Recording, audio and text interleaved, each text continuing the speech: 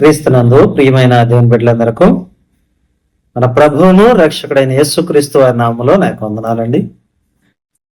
ఈ దినాన జీవ గ్రంథంలో నుండి కొన్ని విషయాలను మనం పరిశీలన చేసుకుందాం. ఈ దినం మన వాక్య ధ్యాన అంశము కొరింథీయులకు రాసిన మొదటి పత్రిక 15వ అధ్యాయము 50, 51, 52 వచనాలను మనం చదువుకున్నాం. సహోదరులారా, నేను చెప్పినది ఏమనగా, రక్త మాంసములు దేవుని రాజ్యమును స్వతంత్రించుకొననేరు, క్షయత అక్షయతను స్వతంత్రించుకొనదు. ఇదిగో మీకు ఒక మర్మము తెలుపుచున్నాను. మనమందరము నిద్రించము గాని నిమిషములో ఒక రెప్పపాటున కడబూర మ్రోగగానే మనమందరము మార్పు పొందుదము. బోరు మ్రోగును, అప్పుడు మృతులు అక్షయులుగా లేపబడుదురు, మనము మార్పు పొందుదము. చదవబడిన వాక్య భాగాన్ని బట్టి చిన్న ప్రార్థన చేసుకుందాం. ప్రేమ కలిగిన మా తండ్రి, కృపగల మా నాయన, దయగల మా దేవ, మీ పరిశుద్ధమైన ఘనమైన అతి శ్రేష్టమైన నామమునకు వేలాది స్తుతులు స్తోత్రాలు తండ్రి. ఈ యొక్క సమయంలోనైనా మీ యొక్క సత్య వాక్యాన్నినైనా మేము ధ్యానించుకొనిచుండగా ప్రభా, ఆ యొక్క వాక్యాన్ని విభజించుకొని ఉపదేశించుకుని తండ్రి, దానిలో ఉన్న సత్యమును తండ్రి మేము గ్రహించడానికి మాకు సహాయాన్ని దయచేయమని మళ్ళీ వేడుకొంచున్నాం. మరి ముఖ్యంగా తండ్రి, మీ యొక్క పరిశుద్ధాత్మ దేవుని శక్తిని మాకు అందించి మీ యొక్క వాక్యములో ఉన్న మర్మము నాయన మేము బోధించుకున్నట్టుకు మాకు సహాయాన్ని దయచేయమని, ఈ యొక్క వాక్యము ద్వారా నాయన సమస్త మహిమ ఘనత ప్రభావాలు మీరు మాత్రమే పొందుకొనమని మా ప్రభువును ప్రియరక్షకుడునైన యేసు క్రీస్తు వారి అతి శ్రేష్టమైన నామములో అడిగి వేడుకొంచు ప్రార్థిస్తున్నాం తండ్రి, ఆమేన్. చదవబడిన వాక్య భాగాన్ని ఒకసారి మనం పరిశీలన చేసుకుంటే, ఇక్కడ పౌలు గారు అంటే అన్యజనులకు అపోస్తలుడైన పౌలు గారు అన్యజనుల యొక్క స్థితి ఏమై ఉన్నది అన్న అంశాన్ని ఇక్కడ ఆయన బోధిస్తున్నాడు. ఎలాగా అని కనుక మనం చూడగలిగితే, ఈ యొక్క అన్యజనులు ఎవరైతే మరి క్రీస్తు ప్రభువు వారిని అంగీకరించి ఉన్నారో, అంటే కృపా సువార్త కిందకి వచ్చిన ఈ యొక్క అన్యజనులు ఎవరైతే ఉన్నారో వారు మా యొక్క పరిస్థితి ఏమిటి అని ఇక్కడ పౌలు గారిని అడుగుతున్నారు. అంటే మనము జీవ గ్రంథాన్ని చూసినట్లయితే ప్రభువైన యేసుక్రీస్తు వారు వచ్చిన తర్వాత కానీ పాత నిబంధనలో కానీ వారి యొక్క పునరుద్ధానాలు ఎలాగ ఉన్నాయి అంటే, ఒకళ్ళేమో నిత్య జీవం అనుభవించడానికి వెళ్తారు, ఒకళ్ళేమో నిందలు అనుభవించడానికి వెళ్తారు. అయితే ఇక్కడ మనం రాజ్య సువార్తలో లేము కాబట్టి, మనం కృప కిందకు వచ్చాము కాబట్టి, కృపా సువార్తలో ఉన్న ఈ యొక్క సంఘము యొక్క పరిస్థితి ఏమిటి అని చెప్పేసి పౌలు గారిని అడుగుతున్నప్పుడు, ఇక్కడ పౌలు గారు మర్మము తెలుపుచున్నాను అని చెప్పి మాట్లాడుతున్నాడు. అంటే సంఘము యొక్క పునరుద్ధానము అనేది ఎవరికి తెలపబడింది అంటే, ఇది పౌలు గారికి తెలుపబడింది. పౌలు గారి ద్వారా క్రీస్తు సంఘము, దానిలో ఉన్న కృపా సంఘం యొక్క భవిష్యత్తు ఏమిటి అంటే, ఇక్కడ పౌలు గారు మనం ఎలా లేస్తామో ఆయన తెలియజేస్తా ఉన్నాడు అనమాట. ఇదిగో మీకు ఒక మర్మము తెలుపుచున్నాను, మనం అందరము నిద్రించము గాని మనం చనిపోము గాని నిమిషములో ఒక రెప్పపాటున కడబూర మ్రోగగానే మనం అందరము మార్పు చెందుతాము. అప్పుడు మృతులు అక్షయులుగా లేపబడతారు, మనము మార్పు చెందుతాము అని చెప్పేసి మాట్లాడుతున్నాడు. ఈరోజు క్రైస్తవుడు తెలుసుకోవాల్సింది ఏమిటి అంటే, ఈ కృపా సంఘములో ఉన్న మన యొక్క భవిష్యత్తు ఏమిటి, మన పునరుద్ధానము ఏమిటి అన్నది మనం ఆలోచన చేయాలి. ఎందుకంటే ఇశ్రాయేలు జనాంగమేమో ఆయన రెండవ రాకడలో భూమి మీదకు వస్తాడు అని చెప్పేసి వాళ్ళు ఎదురు చూస్తున్నారు.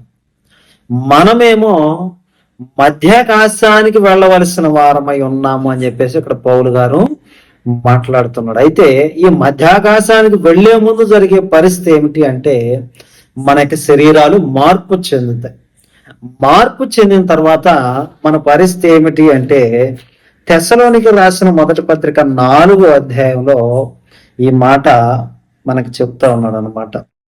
తెస్సలోనికి రాసిన మొదటి పత్రిక 4వ అధ్యాయము 13 నుండి చదువుకున్నట్లయితే, సహోదరులారా, నిరీక్షణ లేని ఇతరుల వరే మీరు దుఃఖపడకుండా నిమిత్తము నిద్రించుచున్న వారిని గురించి మీకు తెలియకుండుట మాకు ఇష్టం లేదు.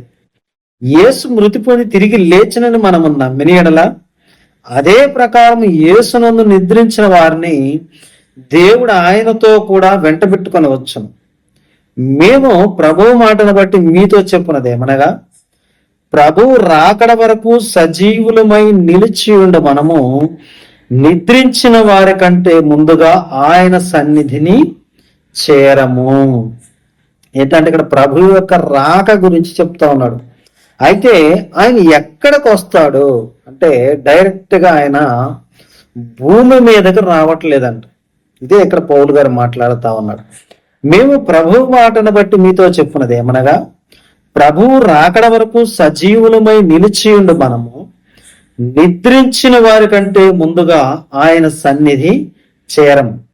ఆర్భాటముతోను ప్రధాన దూత శబ్దంతోను దేవుని దూత బూరతోను పరలోకము నుండి ప్రభువు దిగి వచ్చును. క్రీస్తునందుండి మృతులైన వారు మొదట లేతురు. ఆ మీదట సజీవులమై నిలిచి ఉండు మనము వారితో కూడా ఏకముగా ప్రభువును ఎదుర్కొనుటకు ఆకాశ మండలమునకు మేఘముల మీద కొనిపోబడదుము. ఇక్కడ మనం ఎక్కడికి వెళ్తామంట? మధ్యాకాశానికి ప్రభువుని ఎదుర్కోవడానికి వెళ్తామంట. మనం ఆయన డైరెక్ట్ గా భూమి మీదకి వచ్చిందాక సంఘము అనేది భూమి మీద ఉండదు. ఎందుకంటే ప్రభువైన యేసుక్రీస్తు వారు మనల్ని శ్రమలలో ఉంచటానికి ఏర్పరచుకోలేదన్నమాట. ఈ యొక్క సంఘము అనేది శ్రమల నుండి తప్పింపబడటానికి అన్నది మనం అర్థం చేసుకోవాలి. సంఘము అనేది మధ్యలోనే వచ్చింది, తిరిగి మరలా మధ్యలోనే పెడుతుంది. తర్వాత మళ్ళీ ఇశ్రాయేలీల ప్రోగ్రాం అంటే కింగ్డమ్ చర్చ్ ఏదైతే ఉందో, రాజ్యానికి సంబంధించిన యొక్క చర్చ ఏదైతే ఉందో ఆ క్రీస్తు సంఘము అనేది కంటిన్యూ అవుతుంది. ఈ యొక్క కృపా సంఘము అనేది మధ్యాకాశానికి ఎత్తబడుతుంది అన్నది మనం అర్థం చేసుకోవాలి. అదే మాట ఇక్కడ 5వ అధ్యాయము 10వ వచనంలో కూడా చెప్తున్నాడు. మనము మేలుకొని ఉన్నను నిద్రపోవచ్చునను తనతో కూడా జీవించు నిమిత్తము ఆయన మన కొరకు మృతి పొందేను. ఒకసారి మనము 9వ వచనాన్ని కూడా పరిశీలిద్దాం. ఎందుకనగా మన ప్రభు అయిన యేసు క్రీస్తు ద్వారా రక్షణ పొందుటకే దేవుడు మనల్ని నియమించను గాని ఉగ్రత పాలగుటకు నియమింపలేదు. ఇందాక మనం ఏం చదువుకున్నాం? మధ్యాకాశానికి వెళ్తాం అనుకున్నాం కదా. ఈ మధ్యాకాశానికి వెళ్ళిన మనము ఏం చేస్తాము అంటే ఇక్కడ 17వ వచనం చివరి వచనంలో చెబుతున్నాడు. కాగా మనము సదాకాలము ప్రభువుతో కూడా ఉందుము. అదే మాట ఇక్కడ చెప్తున్నాడు. మేలుకొని ఉన్నా నిద్రపోతున్నా తనతో జీవించు నిమిత్తము. ఎక్కడ జీవిస్తున్నాం మనం ఆయనతోటి? భూమి మీద కాదండి, ఇశ్రాయేలుని ఎదురు చూసే భూమి మీద కాదంట, మధ్యాకాశములో. అదే 17వ అధ్యాయంలో చెబుతున్నాడు. ప్రభువును ఎదుర్కొనుటకు ఆకాశ మండలమునకు మేఘముల మీద మనమే వెళ్తాము అన్నమాట ఇక్కడ పౌలు గారు చెప్తున్నాడు. అందుకే సంఘము అనేది రక్షణ పొందుటకే దేవుడు మనలను నియమించాడు గాని ఉగ్రత పాలగుటకు మనల్ని నియమించలేదు. అందుకే మనం ఎవరితో ఉంటాము అంటే సదాకాలము ప్రభుతో ఉంటాము. ప్రభుతో ఉన్నప్పుడు మన మీదకి ఉగ్రత వస్తుందా? మన మీద ఉగ్రత అనేది లేదు. ఇది మనం గ్రహించుకోవాలి. ఇంకా మనము ఇదే రోమీలకు రాసిన పత్రిక 5వ అధ్యాయం కనుక మనం చూస్తే ఇక్కడ కూడా సంఘము అనేది ఈ యొక్క ఉగ్రతలో ఉండదు అన్నది మనం ఆలోచన చేయాలి. రోమీలకు రాసిన పత్రిక 5వ అధ్యాయము 9వ వచనం. కాబట్టి ఆయన రక్తము వలన ఇప్పుడు నీతిమంతులముగా తీర్చబడి మరింత నిశ్చయముగా ఆయన ద్వారా ఉగ్రత నుండి రక్షింపబడదము.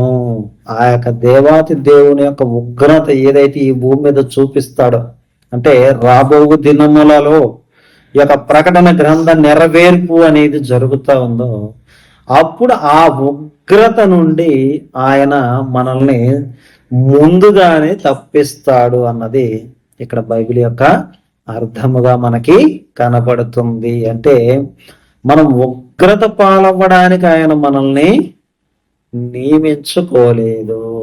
ఇది మనము గ్రహించాలన్నమాట. చాలా మంది ఈరోజు సంఘము కూడా మరి ఆ యొక్క ఉగ్రతలో ఉంటుంది. ఇదిగో మనము కూడా దేవుని యొక్క ఉగ్రతలో పాలు పంపులు పొందుతున్నాము అని చెప్పేసి మాట్లాడుతున్నారు. కానీ ఇక్కడ పౌలు గారు ఏం చెప్తున్నాడంటే, మనము మధ్యలోనే మధ్యాకాశానికి వెళ్ళిపోతాము. తర్వాత ఆ యొక్క ఉగ్రతలో నిలిచేది ఎవరంటే, క్రీస్తు సంఘములో లేనివారు, అవిశ్వాసులు, ఈ యొక్క యూదులు మాత్రమే ఈ యొక్క భూమి మీద ఉంటారు. వారు ఉగ్రతకి నియమింపబడిన వారుగా బైబిల్ అనేది తెలియజేస్తాం. మరొక సందర్భాన్ని మనం పరిశీలిద్దాం. తెస్సలోనీయులకు రాసిన మొదటి పత్రిక 1వ అధ్యాయము 10వ వచనంలో కూడా ఇదే మాట చెప్తున్నాడు అన్నమాట. మీ యొద్ద మాకెట్టి ప్రవేశము కలిగినో అక్కడ జనులు మమ్మును గూర్చి తెలియజెప్పుచున్నారు.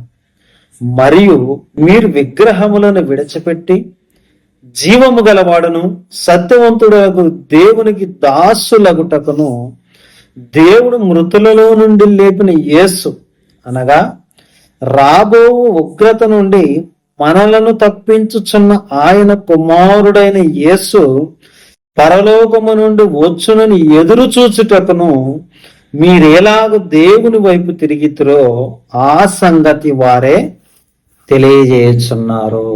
ఇక్కడ ఏం చెప్తున్నాడు? ఇక్కడ రాబో ఉగ్రత నుండి మనల్ని తప్పిస్తున్న యేసు అని చెప్పేసి మాట్లాడుతున్నాడు. ఇది పౌలు గారి యొక్క దర్శనం మాత్రమేనండి.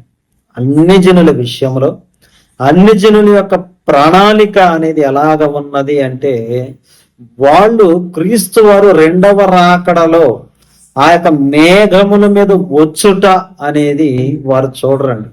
వీరే మేఘముల మీద యేసును ఎదుర్కొనుటకు మధ్యాకాశానికి వెళతారంటే, మన డెస్టినేషన్ ఎక్కడికి ఉందంటే మనము మధ్యాకాశానికి వెళతాము.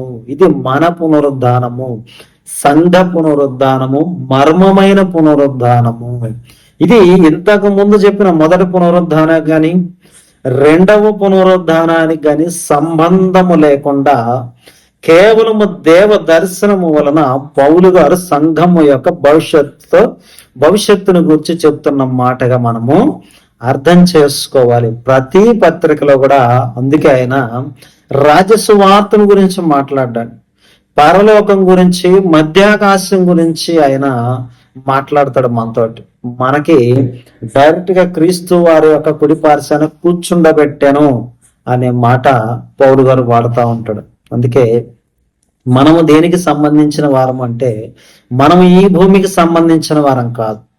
పౌలు గారి యొక్క పునరుద్ధాన మర్మము ప్రకారము మధ్యాకాశ సంబంధులంగా మనము ఆయన ఎదుర్కోవడానికి వెళతాము. ఆయన ఈ భూమి మీదకి రాక ముందే మనము ఆయన్ని దర్శించుకుంటాము. ఆయన యొక్క న్యాయపీఠం ఎదుట మనం నించుంటాము. ఆ యొక్క బహుమతులు అనేవి మనము అందుకుంటాము. ఇది సంఘ పునరుద్ధానము జీవ గ్రంథములో మర్మముగా ఉన్న పునరుద్ధానం అన్నది మనం తెలుసుకోవాలి. ఇది కేవలము క్రైస్తవులు అంటే అన్యులుగా ఉన్న మనకు మాత్రమే వర్తించే పునరుద్ధానము. కాబట్టి ఈ విషయాలన్నీ జాగ్రత్తగా పరిశీలించి దేవుని వాక్యాన్ని చేపట్టాలని మీ అందరినీ ప్రేమతో కోరుకుంటూ నా మాటలు ముగిస్తూ ఉన్నాను. అందరికీ నా వందనాలు.